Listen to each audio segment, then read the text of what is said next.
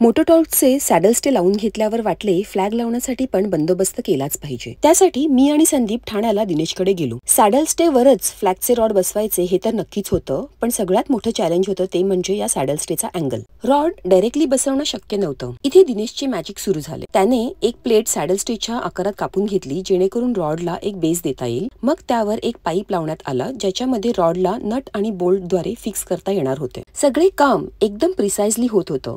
Cutting, welding, Boulding etcetera etcetera सगळे part ready झाल्यावर त्यावर पावडर कोटिंग करण्यात आले आणि सगळे भाग अगदी व्यवस्थित सॅडल स्टेवर वेल्डिंग करून बसवण्यात आले। दुसऱ्या दिवशी माझ्या हंटरवर इन्स्टॉलेशन सुरू झाले। रॉड मी कधीही काढून ठेवू शकते असे हे सेटिंग केले गेले आहे। मस्तच। I am so excited to put my flag on this roads. Thank you so much Dinesh, हे तर लय भारी दिसतंय। तुम्हाला पण तुमच्या बाईकसाठी असंच काही कस्टमाइज्ड काम करून घ्यायचं असेल ना तर दिनेशला नक्की कॉन्टॅक्ट करा आणि त्याचा नंबर हवा असेल तर मला DM करा। Thank you so much.